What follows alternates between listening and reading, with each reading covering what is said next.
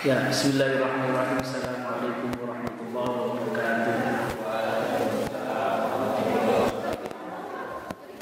Alhamdulillah wa syukurillah, asyhadu an la ilaha illallah wa asyhadu anna Muhammadar Rasulullah. Allahumma shalli wa sallim ala sayyidina Muhammadin wa ala alihi wa sahbihi ajma'in, amma ba'd. Qala Allah Ta'ala fi kitabil karim, a'udzu billahi minasy syaithanir rajim. Bismillahirrahmanirrahim. Innas salata tanha 'anil fahsya'i wal munkar. Al-ayah. Syukur alhamdulillah kita panjatkan kepada Allah Subhanahu wa taala. Kita masih diberi kesehatan sama Allah Subhanahu wa taala. Sehat semua ya? Adik-adik sehat semuanya? Ustaz manggil adik-adik atau apa ini? Abang-abang gitu. Ya kalau yang perempuan pok gitu. Sehat semua, yang penting sehat semua ya. Maka patut kita syukuri kesehatan kita ya. La in syakartum la azidannakum wa la in kafartum inna 'adzabi lasyadid. Hafal ayatnya. Insyaallah. Semoga yang hadir di sini insyaallah selalu diberi keberkahan Allah dalam hidupnya. Insyaallah yang hadir di sini hidupnya juga insyaallah bertambah makmur ya.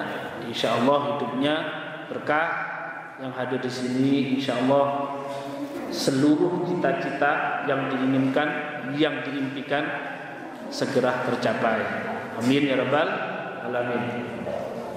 Salawat dan salam semoga tercurahkan kepada baginda Rasulullah Muhammad sallallahu alaihi wasallam. Ya, Ustaz gak lama-lama di sini, ya, paling 10 menit gitu ya. 10 menit aja. Enak kan? Ngaji gak lama-lama, habis itu main game lagi gitu. Ya, Ustaz di sini disuruh ngomong tentang hikmah sholat sunnah. Hikmah sholat sunnah. Rip, namu arif kan harus. Ya, masih ingat nggak apa itu sholat? Sholat itu apa?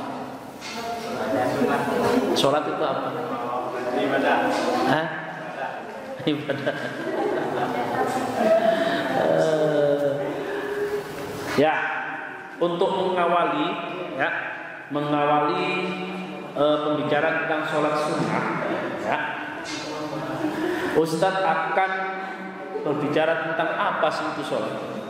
Ya, kalian sering melakukan sholat kan? Sholat subuh, sholat duhur, sholat asyar, terus maghrib, terus isya, subuh lagi. Ya, itu namanya sholat. Nah, sholat itu apa? Ibadah. Yang perempuan, coba sholat itu apa? Sholat itu apa? Jadi Ustadz di sini nggak ceramah kayak orang-orang, ya. Karena kalian masih betul, mungkin masih sekolah semua ya. Nggak ada yang udah nikah. Ada yang udah nikah. Rata-rata sudah kuliah lah palanya ya. Rata-rata sudah kuliah dan kerja. Syukur alhamdulillah ya, kalian bisa menyempatkan di sini, hadir di sini juga. Ini merupakan panggilan Allah Subhanahu wa taala untuk mencari ilmu. Ya, salat ya, salat dalam arti bahasa itu disebut dengan ad-du'a. Apa? Ad-du'a itu doa. Jadi kalau kita melakukan sholat, secara otomatis kita berdoa sama Allah. Coba kita rubah. Sholat secara arti bahasa adalah ad-du'a. Secara istilah adalah gerakan yang dimulai dari takbiratul ihram diakhiri dengan sa. Itu namanya sholat dengan syarat-syarat tertentu yang sudah ditentukan oleh hukum fikih. Syarat sahnya sholat apa, rukun sholatnya apa, itu sudah ditentukan sama bab fikih, bab sholat. Yang jelas secara global sholat itu adalah gerakan yang dimulai dari takbiratul ihram. Apa takbiratul ihram? Allahu Akbar, diakhiri dengan Assalamualaikum. Karena sholat ini secara global, secara bahasa itu doa, maka yang harus kalian doa itu apa sih? Doa. Pengetahuan kalian doa itu apa? Minta. Saya tanya sekarang Arif, kamu kalau minta sama orang tuamu kayak gimana, Arif?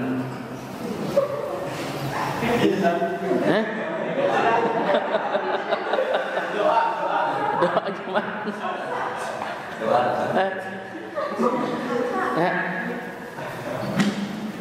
Gini deh, Mawan, kalau kamu minta sama dosen kamu minta nilai kayak gimana? Apa yang harus kamu lakukan? Minta nilai sama dosen kamu, nilai C, terus kamu apa itu minta nilai A gitu, gimana caranya biar dikabulkan sama dosen kamu?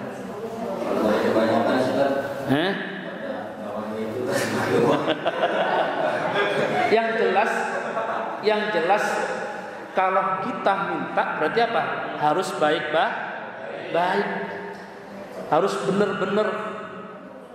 Benar nggak? Harus benar. Apalagi sama yang menciptakan kita, siapa?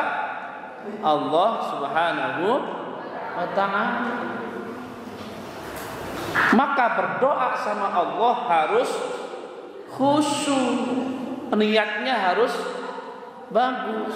Maka sholat dalam bahasa berarti doa. Maka hal yang paling terpenting dalam sholat itu adalah niat dan khusyuk. Maka salah satu rukun sholat itu adalah tumakninah atau khusyuk.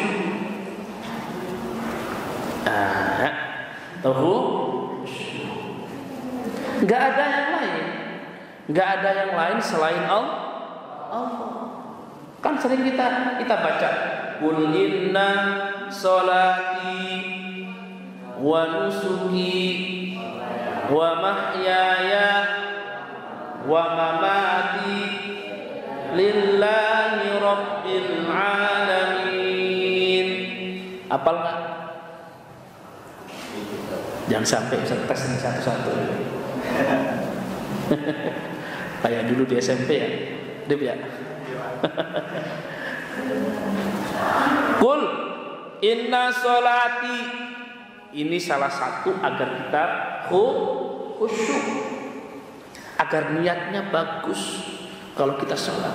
Ingat ini, Qul, katakanlah inna sholati, sesungguhnya sholatku.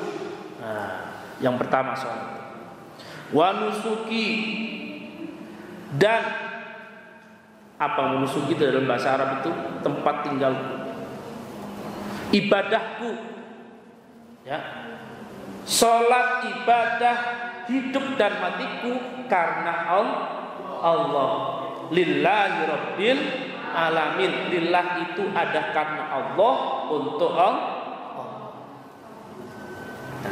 Ya. Ini masih panjang. Kalau kita bahas tentang hikmah sholat sunnah, itu kalau dalam kuliah itu bisa beberapa SKS. Ya. Kalau dalam fikih itu ada beberapa bab, sub materinya ada. Ini baru awal. Ya.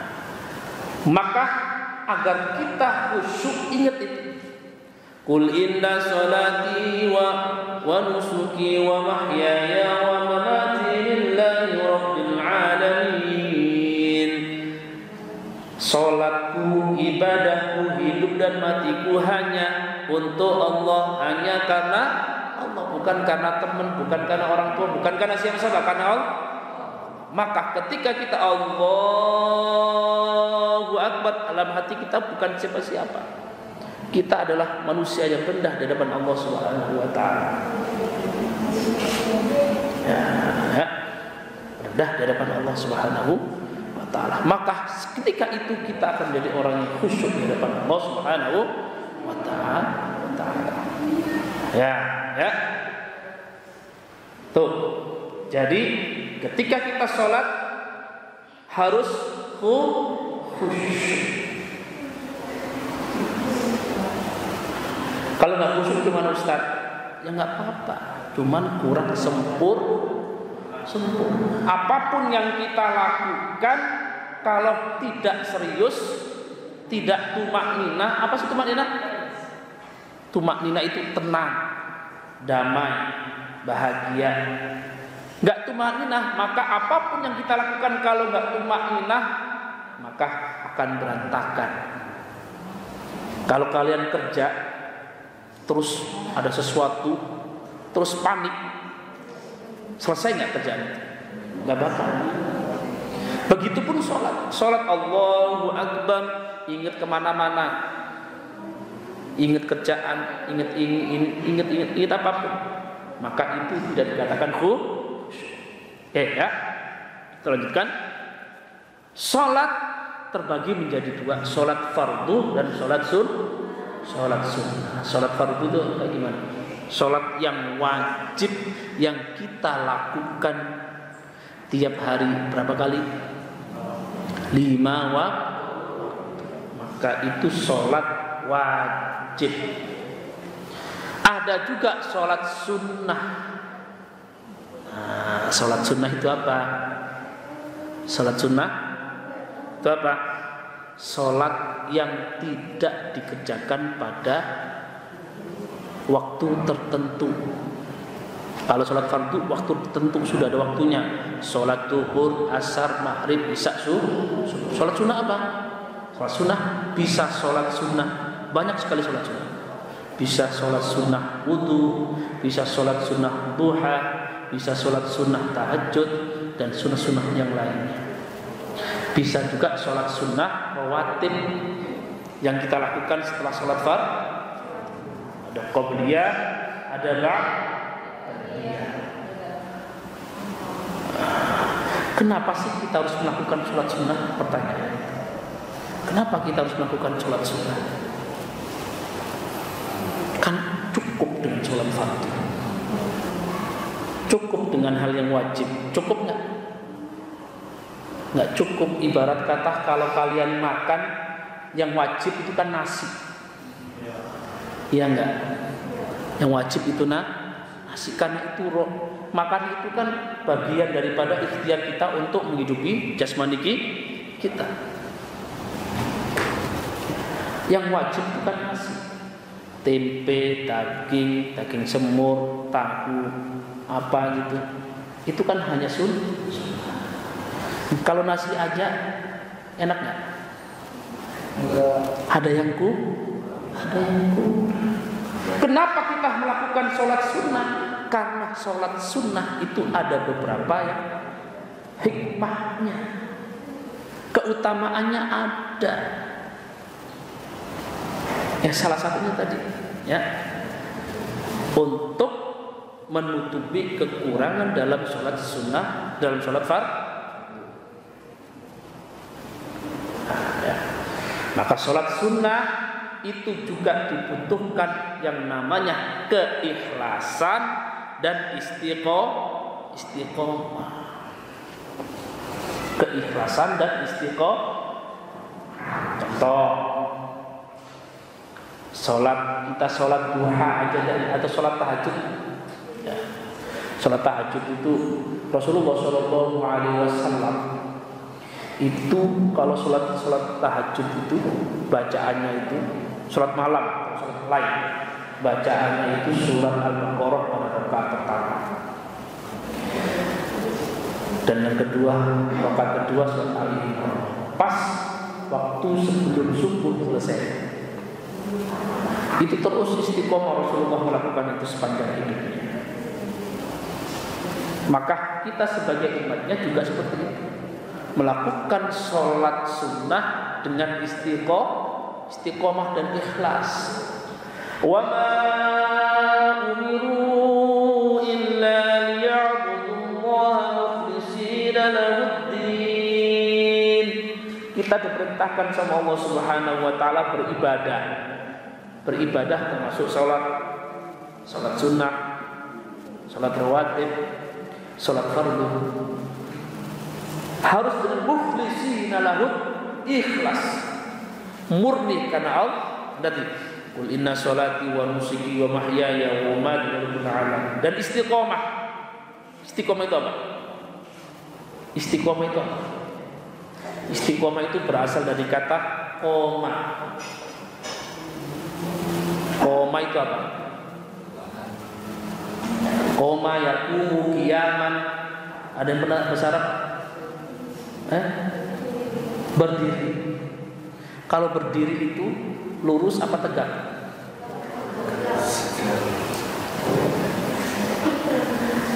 Koma dikasih hamzah sama sin sama ta, jadi istiqomah.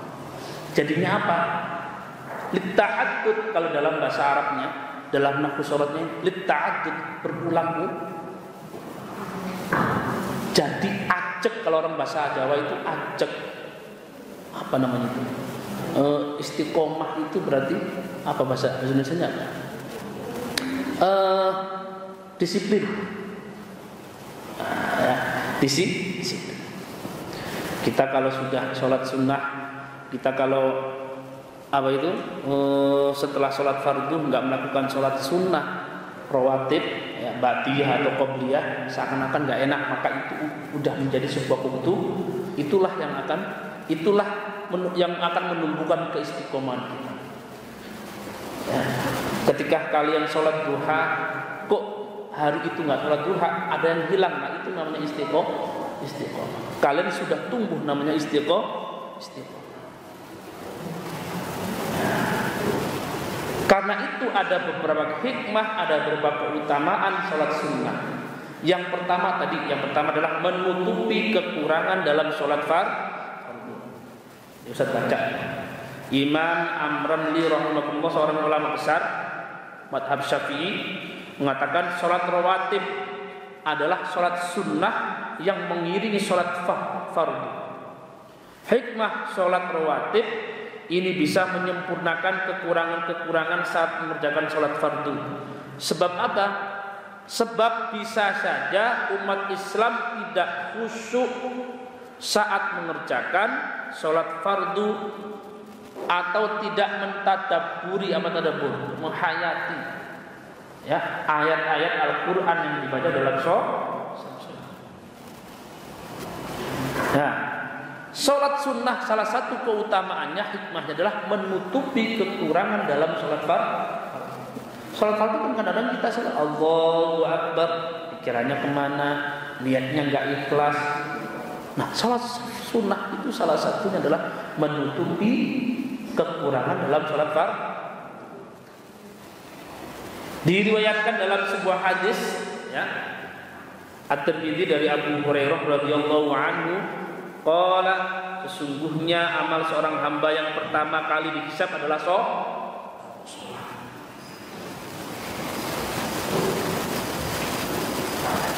Jika sholatnya bagus, maka dia akan selamat, dia akan beruntung. Namun jika sebaliknya sholatnya enggak bagus, maka dia akan sengsara dan merugi. Lanjutan dalam hadis itu, jika ada kekurangan dari sholat fardunya, mempunyai pahala sholat sunnah untuk melengkapi kekurangan sholat fardu, maka sholat sunnah itu akan menjadi apa?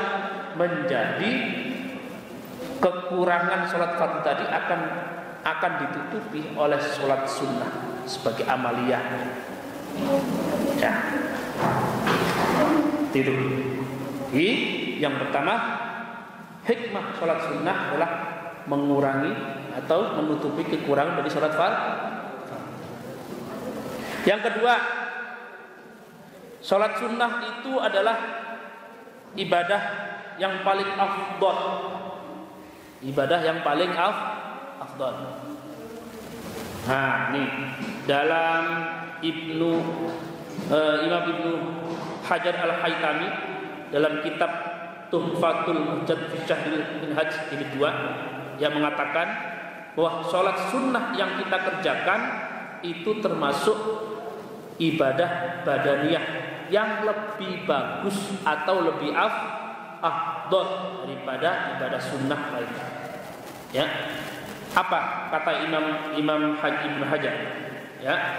Ibadah badaniyah yang paling afdol setelah syahadat adalah salat.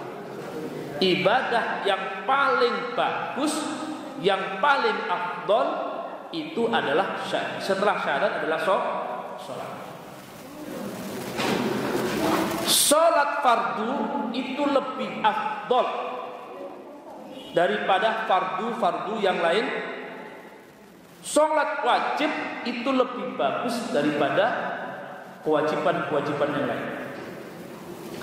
Dan salat sunnah itu lebih afdol daripada sunnah yang lain. Ya, jelas nggak? Jelas nggak?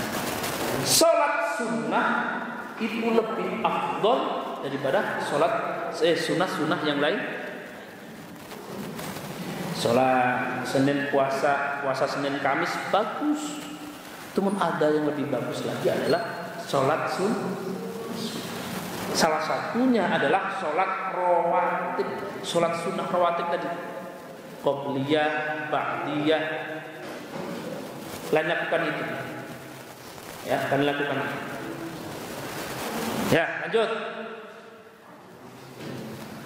Yang ketiga adalah salah satu hikmah salat sunnah adalah salat sunnah itu akan bisa menemani Nabi di surganya Allah Subhanahu wa taala. Salah seorang sahabat Rabi'ah bin Ka'ab al-Islami radhiyallahu an ingin sekali bisa mendampingi Rasulullah Muhammad sallallahu alaihi wasallam. Ya. Maka Rabi'ah bin Ka'ab tadi mengutarakan curhat pada Rasulullah Muhammad sallallahu alaihi wasallam. Ya Rasulullah, saya ingin sekali mendampingi engkau nanti di surganya Allah Subhanahu wa taala. Ya. Lalu Nabi bertanya,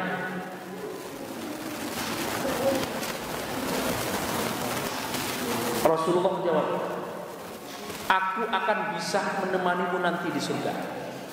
Ya. Lalu Nabi bertanya, ada yang lain enggak selain engkau nanti ingin menemani saya? Maka Rasulullah, ya, tidak ada.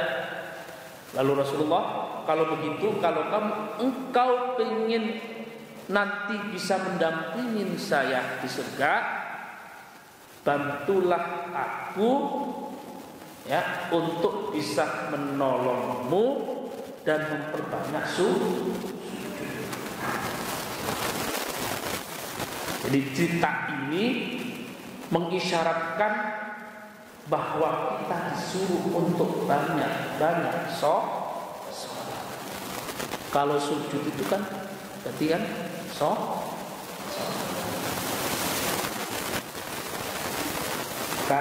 Insya Allah kalau kita sering sholat sunnah, insya Allah kita akan nanti mendampingi Rasulullah Muhammad SAW.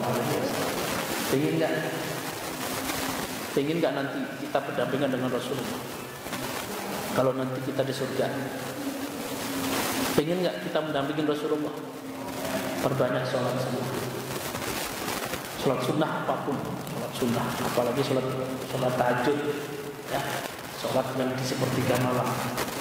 Karena sholat tahajud itu satu-satunya sholat sunnah yang sudah dienas sama Allah Subhanahu wa taala di Al-Qur'an. Ya. Oke.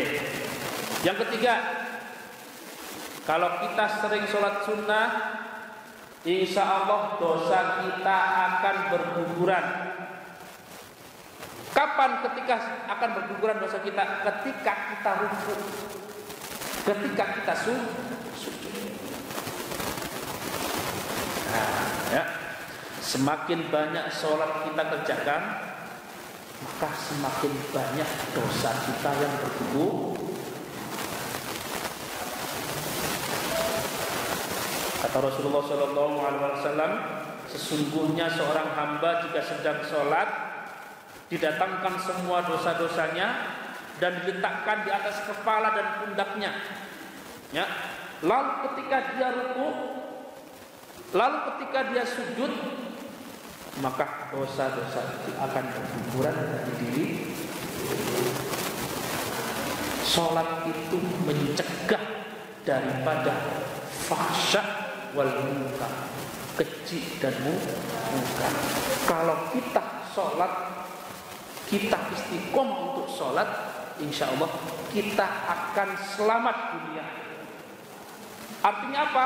Kalau kita selamat dunia akhirat, insya Allah dosa-dosa kita diampuni sama Allah Subhanahu Wa Taala melalui sholat tadi. Dosa kita akan berguguran ketika kita rukuk. Allahu Akbar, Subhana Rabbiyal A'la, Subhana Rabbiyal Azim wa bihamdihi, Sami'allahu liman hamidah.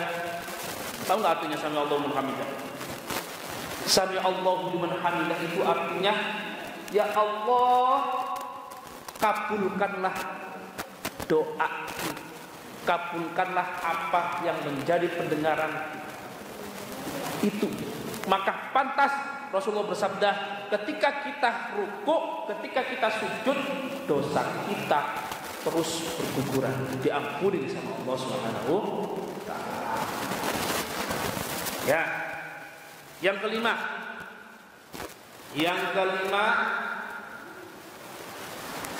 kalau kita sering melakukan sholat sunnah, maka kita akan dicintai sama Allah Subhanahu wa taala.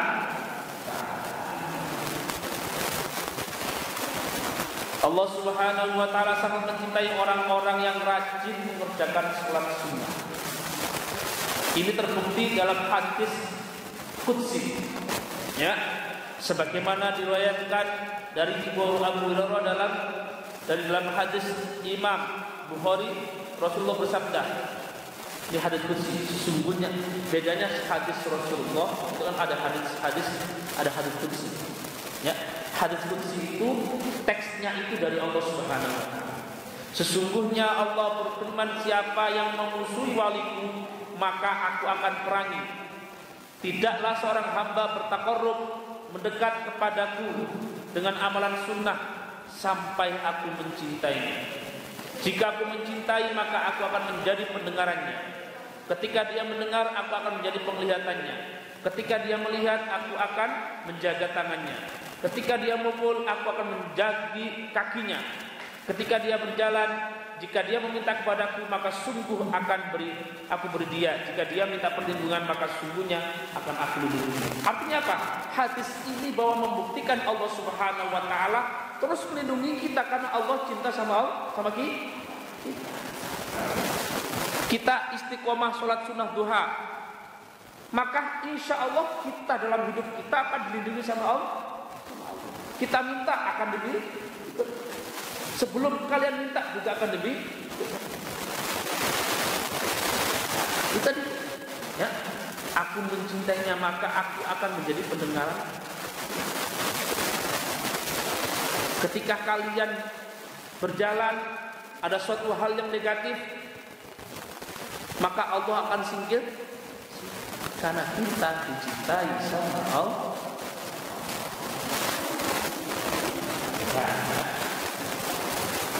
Kalau kita mencintai seseorang, apapun akan kita lakukan, ya enggak? Ya enggak? Jadi, kamu cinta sama seseorang, apapun kamu lakukan enggak? Kalau kita cinta, ya, apa yang menjadi pendengaran dia, jadi pendengaran kita juga. Apa yang menjadi pembicaraan dia, akan menjadi pembicaraan kita juga. Begitu juga kalau kita dicintai sama Allah Subhanahu wa taala, apa yang kita katakan insyaallah akan didengar sama Allah. Maka salah satu hikmah, salah satu keutamaan salat sunnah adalah kita dicintai sama Allah Subhanahu. Nah, ya. Terus salah satu hikmah salat sunnah yang selanjutnya adalah doa kita diijabah. Doa kita mustajab. Ya, salah satu keutamaan seorang yang senantiasa menjalankan salat sunnah adalah doa-doanya mustajab. Tadi hadisnya tadi. Ya. Hadisnya tadi yang saya terangkan tadi. Jika kita berjalan dan kita ada hal negatif, maka disingkirkan sama Allah Subhanahu. Senantiasa apa yang kita lakukan, insya Allah kalau kita istiqomah, insya Allah kita ajak, kita disiplin untuk melakukan sholat, maka apa yang kita minta insya Allah akan dikasih sama Allah Subhanahu. Selanjutnya, kalau kita sering melakukan sholat sunnah, niscaya hidup kita akan diangkat derajat oleh Allah Subhanahu. Maka sesungguhnya orang yang paling beruntung dalam hidup ini adalah orang yang rajin melakukan sholat sunnah. Kenapa? Kedudukannya sangat tinggi di sisi Allah Subhanahu wa taala. Kalau kita disiplin melakukan sholat sunnah, hidup kita akan bahagia di dunia wal akhirah. Dunia akhirat akan mendapatkan sebuah kebahagiaan. Apa dalilnya? Perbanyak sujud, kata Rasulullah. Sesungguhnya jika engkau sujud satu kali, maka Allah akan mengangkat derajat kalian dan Allah akan menghapus kesalahan. Kalau kita sering istiqomah untuk melakukan sholat sunnah, insya Allah kita akan diangkat derajat. Ini semua keutamaan atau hikmah daripada sholat sunnah. Sekarang tinggal kita mau ngelakuin apa enggak?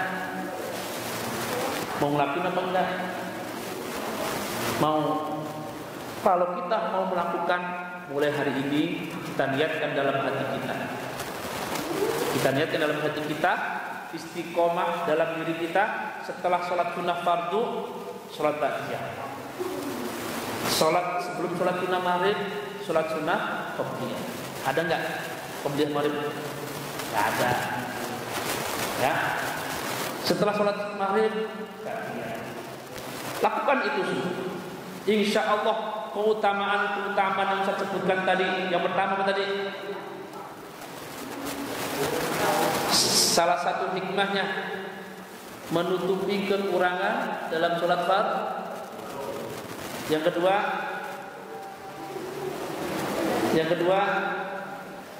jadi apa? Doanya mustajab. Yang ketiga, diangkat derajatnya. Yang keempat, dosa-dosa kita akan berguguran. Yang keenam, lupa. Tapi apapun yang saya sebutkan tadi, semoga ini bisa bermanfaat untuk kalian. Ya, maka mulai sekarang niatkan dalam diri kita, niatkan, mantapkan dalam hati kita bahwa saya akan melakukan sholat sunnah. Sholat sunnah, apapun sholat sunnah. Apapun sholat sunnah ini, terutama sholat sunnah rawatib. Ya, setelah sholat fardu, lakukan sholat sunnah. Insya Allah hikmah-hikmah yang kita dengarkan tadi akan tercapai dan akan menghampiri kita. Dan insya Allah kita akan dicintai sama Allah. Kalau kita dicintai sama Allah Subhanahu Wa Taala, secara otomatis apapun yang kita minta dijaga sama Allah. Dan dosa-dosa kita diampuni sama Allah Subhanahu wa taala. Amin ya rabbal alamin. Itu sebenarnya dari Ustaz lama-lama. Ya. Nggak lama-lama sampai di sini pertemuannya. Insya Allah pertemuan-pertemuan yang akan datang Ustaz akan sampaikan lagi dengan tema yang berbeda. Kalau nanti Ustaz disuruh sini, kalau enggak ya apa-apa. Ya. Kalau ada pertanyaan silakan. Kalau bisa Ustaz jawab, kalau enggak ya Ustaz nanti jawabnya nanti. Ya. Sampai dulu.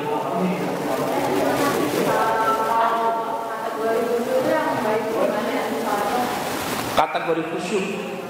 Kategori khusyuk itu adalah ketika kita sudah memantapkan dalam hati kita, terus dalam sholat itu kan ada bacaan-bacaan. Ya, bacaan-bacaan itu kita hayati, kita tadabburi. Maka itu adalah salah satu kategori khusyuk. Contoh, alhamdulillahirabbil alamin itu apa? Maka kita menghayati itu salah satu kategori khusyuk. Ibarat kayak gini. Apa bedanya orang sholat nggak khusyuk dengan orang gila? Orang gila kalau itu kan ngoceh aja kan, nggak tahu maknanya. Sama seperti kita, Allahu Akbar, sama dengan kita ngomongan la bla bla alhamdulillahirabbil ngaji aja tapi nggak tahu maknanya, sama dengan orang. Nah, kategori khusyuk adalah bagaimana kita bisa mentadabburi, bisa tahu makna daripada apa yang kita baca. Ada lagi?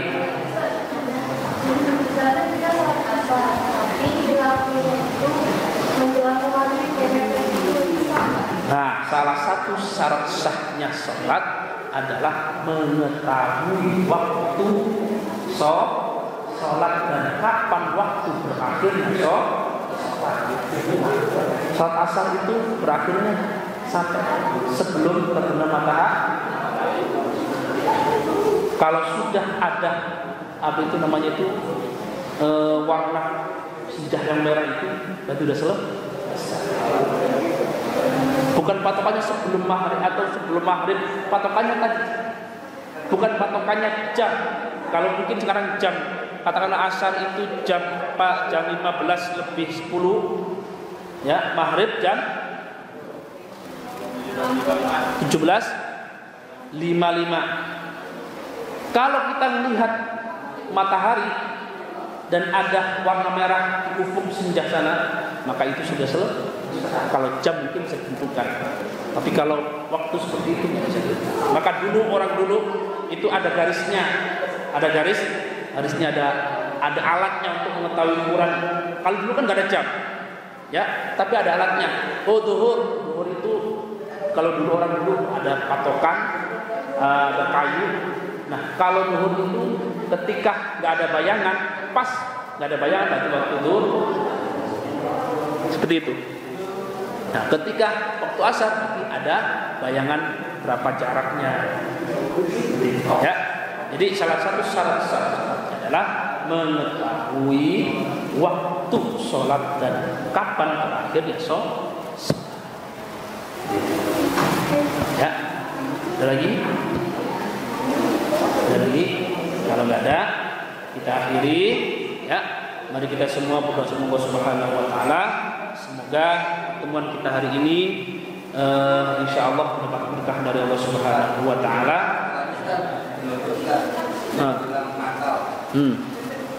Menjelang Natal, kita sebagai umat Muslim, kita punya teman yang muslim, bangga teman. Itu gimana hukum kita mengucapkan Natal? Oke. Laqad kafara alladziina qalu innallaha huwal masiih ibnu Maryam. Nah, itu dalilnya. Ya. Orang itu dikatakan kafir. Kafir itu bukan kafir murtad. Tertutup hatinya ketika mengakui bahwa Isa bin Maryam itu termasuk Tuhan. Kalau kita mengucapkan selamat Natal kepada orang yang non-Muslim, maka kita juga termasuk mengakui bahwa Nabi Isa, padahal Nabi Isa bukan Tuhan. Itu laqad kafara alladziina qalu innallaha huwal masiih ibnu Maryam. Ya, itu jawabannya.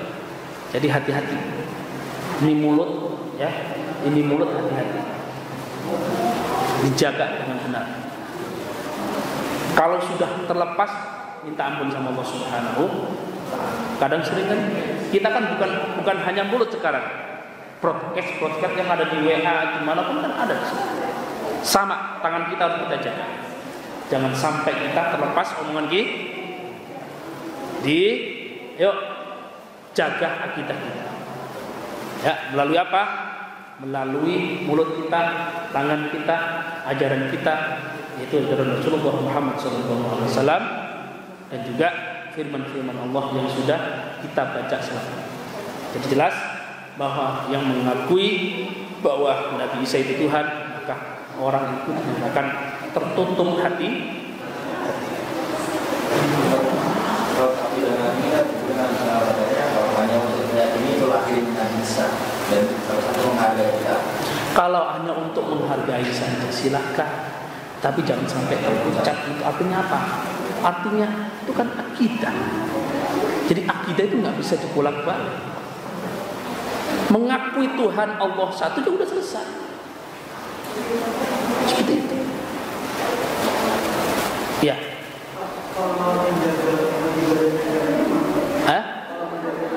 Yakin dalam hati kita, istiqomah, yakin, ikhlas, ya, tidak ada yang lain. Penyakit-penyakit hati yang ada dalam diri kita, iri, dengki, hasud, ikhlas harus ada dalam diri kita. Ya, istiqomah. Itu, ya. Oke.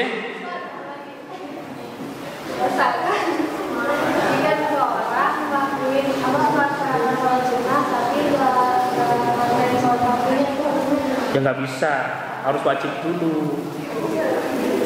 Wajib dulu lakukan baru sholat sunnah. Nggak bisa. Kalau kamu disuruh untuk ibarat kata gini,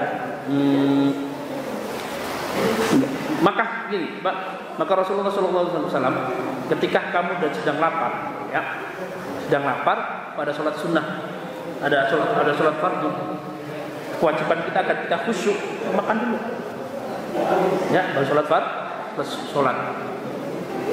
Sama seperti itu, jangan lakukan sholat sunnah dulu sebelum sholat fardu. Contoh, kalian belum sholat sunnah, belum sholat subuh siang. Sering nggak? Sering nggak? Sering ya. Subuh ke siang. Kok tiba-tiba sholat duha? Boleh nggak? Nggak boleh. Nggak boleh.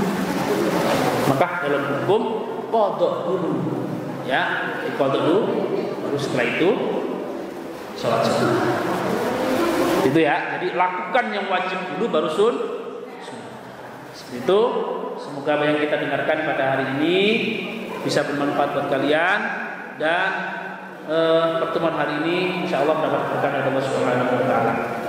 A'udzu billahi minasyaitonir rajim. Alhamdulillahi hamdan syakirin hamdan na'iman hamdan yuwafi ni'amahu ya rabbana lakal hamdu kama yanbaghi li jalali wa 'azimi sultanika. Allahumma shalli 'ala sayyidina Muhammad wa 'ala sayyidina Muhammad. Allahumma shalli 'ala sayyidina Muhammad al-Fatih lima ughliqa wal khatimi lima sabaq nasirul haqqi bil haqqi wal hadi ila siratikal mustaqim wa 'ala alihi wa sahbihi haqqa qadrihi. Allahumma nawwir qulubana bi nuril hidayah. Allahumma nawwir qulubana bi nuril hidayah. Allahumma nawwir qulubana bi nuril Qur'an. اللهم ربنا اجعل لنا واولادنا وتلاميذنا من اهل العلم والفقه واهل القران.